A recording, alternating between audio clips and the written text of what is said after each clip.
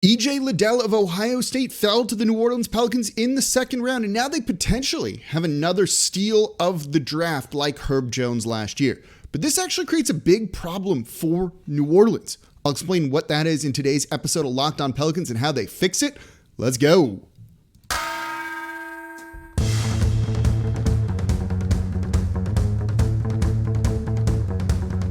You are Locked On Pelicans, your daily New Orleans Pelicans podcast, part of the Locked On Podcast Network, your team every day.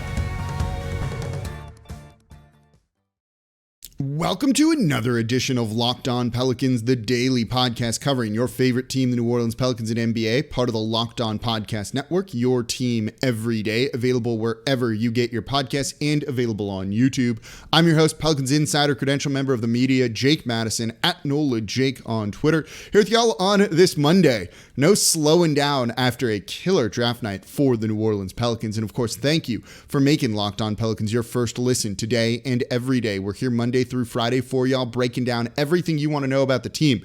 And clearly, you're all excited about this team right now. We had over 15,000 views and listens immediately in those 24 hours after the draft that New Orleans killed, partially because they drafted EJ Liddell in the second round. And so we're going to look at, while this is unexpected and a great thing for New Orleans because I'm very, very high on Liddell, he creates now a problem of roster spots for New Orleans. They don't have a place for him, technically, right now. So we're going to look at the roster and who's taking up spots right now, and then how do they fix this? How do they get a contract for EJ Liddell to keep him on this team? And this is, of course, because EJ Liddell is such a good player that we're only having this discussion. And of course, today's episode of Locked On Pelicans brought to you by BetOnline. BetOnline.net has you covered this season with more props, odds, and lines than ever before. BetOnline, where the game starts. All right, so it was definitely unexpected that EJ Liddell fell to New Orleans in the second round. This was a guy that on my big board, and we talked about this on Wednesday, right? I had him at 19. I had him as a top 20 guy. Most people, I feel, had a first-round grade on him. So for him to fall that far is just genuinely shocking to me. When all of a sudden the Pelicans were up at 41, it seemed like a no-brainer that they should take him to make what was already off to a good start for the Pelicans, drafting Dyson Daniels, even better. And with the success they had in the past, Jose Alvarado being undrafted last year, Herb Jones, 35, 34 in the second round, being able to hit on those guys is so important as a small market team. And EJ Liddell is good. He's really good. I'm still a little bit shocked that he slid. When you look at this guy, I think one of the reasons probably why he slid a little bit, he's a little bit up there in age for, an NBA rookie. He'll turn 22 next season after playing his junior year at Ohio State. But he was great last year.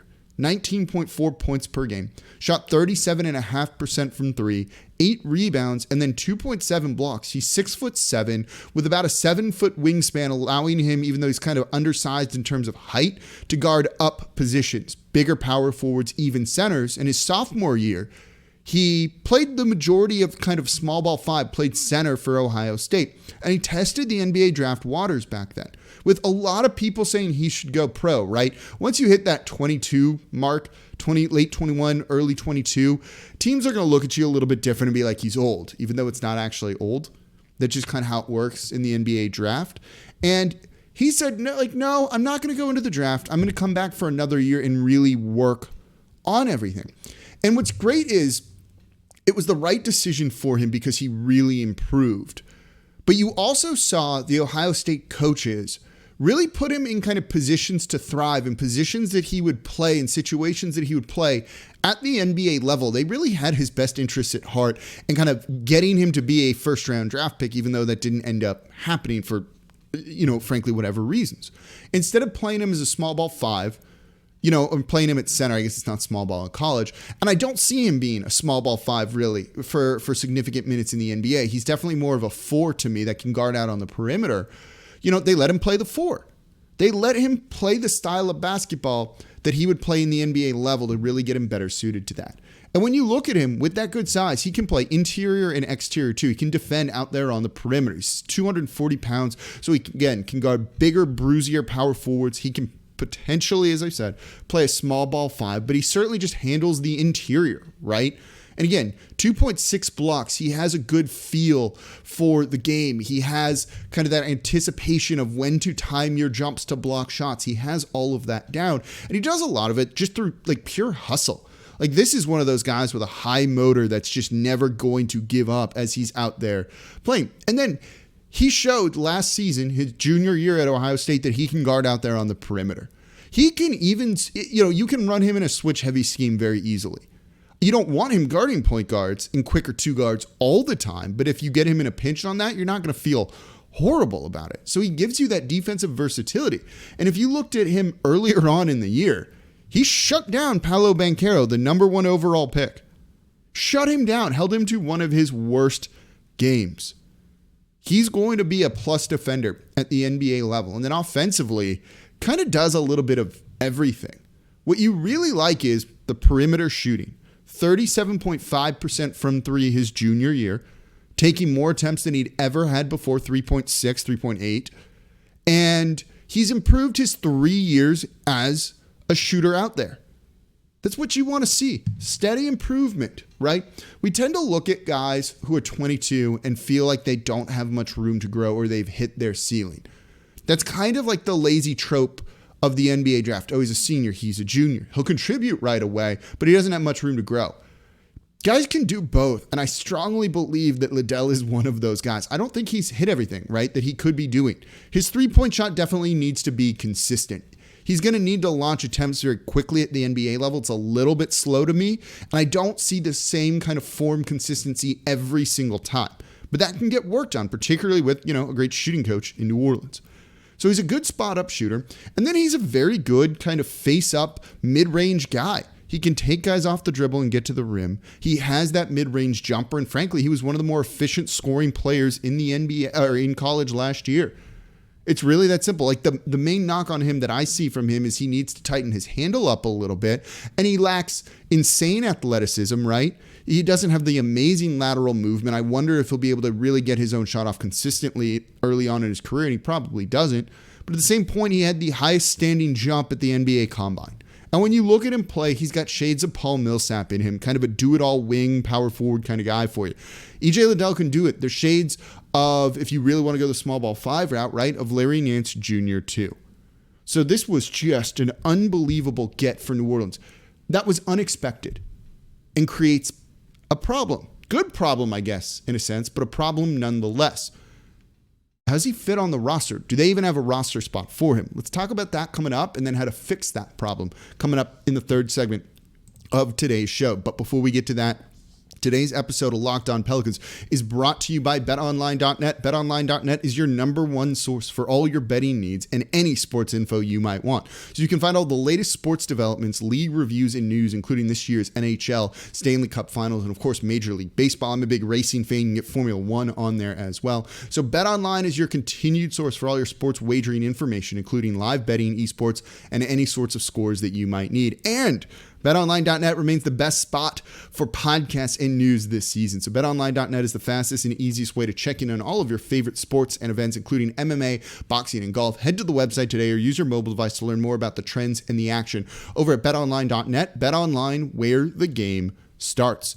And thank you for making Locked On Pelicans your first listen today and every day. We're here Monday through Friday for you all, breaking things down like no one else is doing. We're going to dive into free agency later in the week. It's going to be a little bit maybe sparser given the roster spot situation for New Orleans. We're also going to touch on the TV deal in tomorrow's show. I spoke to a lot of people within the Pelicans on the business side of things over the past couple of days to give you kind of the real scoop on that and if it's good or bad. And we'll talk about that in tomorrow's show. But today we are talking about second round steal, EJ Liddell out of Ohio State. This was so unexpected, because we kind of figured the Pelicans weren't going to use both second-round picks. It sounds like for Matkovich, the guy they took at 52, they had a plan in place and a promise to him that they were going to draft him and he's going to play overseas for at least one season, probably more than that. And it somewhat felt like they would probably sell one of the picks, being this one at 41. But with EJ Liddell there, you don't sell that pick. You draft the guy that you might have had, that they said they had a first-round grade on. Pelicans general manager Trajan Langdon came out and spoke to the media after the draft and said they had a first-round grade on him. Again, I had him at 19 on my big board. Most people had him going in the first round. You get him kind of halfway through the second round, that is an absolute steal value of a pick. To the point where this was so unexpected, they didn't work him out. They contacted him about it, but they didn't feel a workout made sense because they didn't expect him to be there with their second round pick, and they weren't going to take him at 8. And his people didn't expect him to be there in the second round. They didn't want to waste everyone's time. But when he was there, it seems like the plans changed and they drafted him, as they should have, right? That was clearly the right move. But this presents a problem because the Pelicans, with the addition of Dyson Daniels at 8 overall, are already at 15 roster spots. You can carry 15 guys on your roster during the regular season, along with 2 two-way players. They signed one of those. We'll get into those later. So they don't have a spot for EJ Liddell. They have guaranteed contracts out there already. So, it'd be one thing if you had a second round pick that you wouldn't expect to play that probably wasn't going to be good, and you just drafted a guy because you needed to draft a guy and you couldn't sell it, you couldn't make a trade that got rid of it or anything like that. Well, this changes things because I do believe, even though I don't know if he'll get a ton of minutes early on in his career here, especially his rookie season, that you need to give him a guaranteed contract to keep him on your team. He is a good enough player that I doubt he signs a two-way. He's certainly not going to sign an Exhibit 10 where he would only be on the G League team, and other teams could potentially poach him then too. You've basically got to give him some sort of Herb Jones guaranteed deal for the first season, maybe with 2 non-guaranteed years after that. But, well, they don't have a roster spot for that, right? Herb Jones on the roster, Devontae Graham, Valanciunas, Jackson Hayes, Trey Murphy, Garrett Temple, remember that name, Brandon Ingram, Najee Marshall, Jose Alvarado, Billy Hernan Gomez, we're 10 right now, CJ McCollum, Kyra Lewis Jr., Larry Nance Jr., Zion Williamson, and Dyson Daniels. That is 15 guys. There's no room for EJ Liddell. So they are going to need to do something about this because Liddell is a good enough player that you absolutely need to give him a contract and try and find some minutes. Where you get those minutes from, I'm not sure where you'll find those to start the year. He's more of a 4 than a 5. He's going to have a tough time finding minutes behind Zion Williamson, and Jackson Hayes right now, as the roster is constructed, is probably ahead of him too at that, having moved Jackson to that spot last season. But he's going to be good enough to get some minutes. And if an injury happens, you love to have him available and be ready for your team. And this is what they're going to end up doing in some capacity. Plus, you have some money you want to maybe spend in free agency. That's now 17 guys, right? 15 under contract next year with Dyson Daniels, EJ Liddell, and then someone with a mid-level exception. And by the way, we'll talk about that sort of stuff coming up later in the week, along with some trades that they're going to need to make. Well, let's get into that part then. How do you fix this? Like, what do you do here, right? What can you do? What's realistic? More importantly, what's unrealistic? If you follow me on Twitter, you probably know what I mean by that, but we'll talk about it anyway. That's coming up here next in today's episode of Locked On Pelicans. Before we do that, though, today's episode of Locked On Pelicans brought to you by RockAuto.com, my favorite sponsor. RockAuto.com, the cheapest and easiest way to get your auto parts needs. I work on all of my cars. I got the 1976 Corvette that I just slapped a new steering wheel on, got it off of rockauto.com. I put in a new radiator a couple of weeks ago, drove it around the city, took it for a cruise in the French Quarter this weekend. It's hot, running cool because the parts were great from rockauto.com. So save time and money when using rockauto.com. Don't choose to spend 30, 50, even 100% more for the same parts from a chain store or a car dealership. RockAuto.com, it's a family business serving do-it-yourselfers online for over 20 years, and their prices are, and I mean this, reliably low for every single customer. And you can pick the price points you want. You want performance parts? That's great. Go and get them. You need something just to keep your car on the road because it gets you to and from work. It's kind of your lifeblood at times. You can buy that too. So they have parts available for every budget. Brake parts, tail lamps, motor oil, even new carpet. I'm about to really start the interior of the Corvette and start fixing that. I'm going to be ordering the parts from rockauto.com. So go explore their easy-to-use website today to find the solution for your auto parts needs, and it's really easy to use their website. So go to rockauto.com right now, see all the parts available for your car or truck right locked on in their How Did You Hear About Us box so they know we sent you. Amazing selection, reliably low prices, all the parts your car will ever need. Visit rockauto.com. And thank you for making Locked On Pelicans your first listen today and every day. We're here Monday through Friday for y'all. No one else doing that. Giving you the content that you want, the insight you want, and breaking down everything exciting with this team that's important and the topics kind of the day. So subscribe wherever you get your podcasts and on YouTube. Tell a friend about the show. And of course, leave a 5-star review with a comment. You can now do that on Spotify. And leave a comment down below on YouTube. And here's the question of the day if you want to respond on YouTube. What do the Pelicans do to open this spot? What is your preferred solution for them? Basically, what this means is who do you want them to ship out? Because they need to send players away in trades. Basically, what they're going to need to do to try and fix this is a 2-for-1 trade. Send out 2 players, bring 1 back. Maybe 3-for-1 would even be better. 4-for-1 wouldn't be the worst thing for New Orleans if that were the case. There's not a ton of options for them to probably be able to do that are realistic, but more or less they need to create some sort of lopsided trade where they send out more players than they're getting back. Poof, that opens up a roster spot. If you remember one of the first podcasts we did, and go and listen to this if you haven't, but when the offseason started, was talking kind of about the Pelicans salary cap situation. They're close to the luxury tax. That can be a problem. So it's not as simple as just waive a player, right? You're all thinking of and I know the comments are going to be down below on YouTube, right? It's going to be Garrett Temple. You want him shipped out. He doesn't play. He was bad when he did play for the team last year, and he's making about $5.15 million next season with a non-guaranteed year after that. No one wants him on the team right now. Like, good locker room guy, certainly, kind of an assistant coach without the actual title and being officially a coach, but he's not as much of a player anymore. You need that roster spot for a guy like EJ Liddell instead, right? That's the guy you want to send out.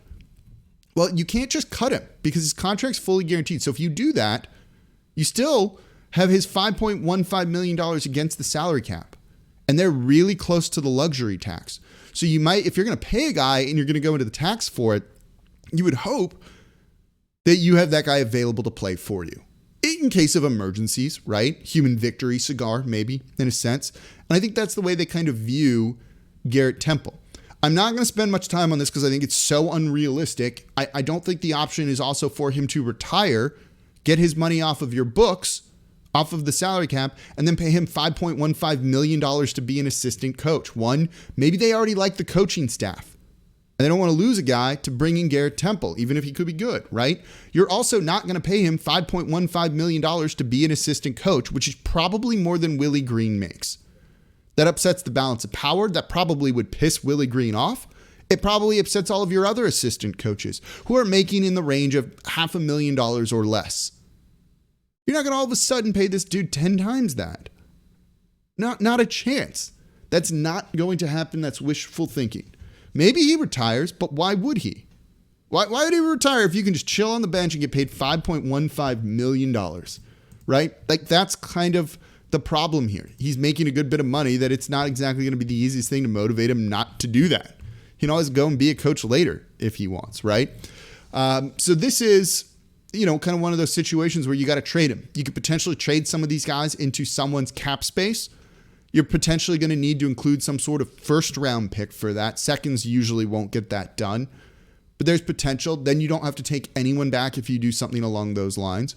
So there's options for New Orleans to do it. And then there's also big name trades out there. Could Dejounte Murray be an option for New Orleans? And we'll do a show on that coming soon of, okay, you send out a bunch of guys, bring him in. And all of a sudden, now you have room for EJ Liddell. But those are going to kind of really be the main options. There is the option to potentially stretch Garrett Temple's contract. The way you do that, and I got to check on how it works with the non-guaranteed years. So if someone actually knows this, please let me know in the comments down below on YouTube.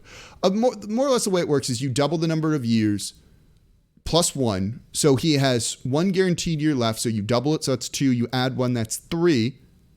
If it were a 2-year contract, it's 5 years, then double plus 1. So 3 years, and then you kind of take the remaining salary, which is $5.155 million, and you put it over 3 years, and that's the cap hit. So it's a little over $1 million per year then.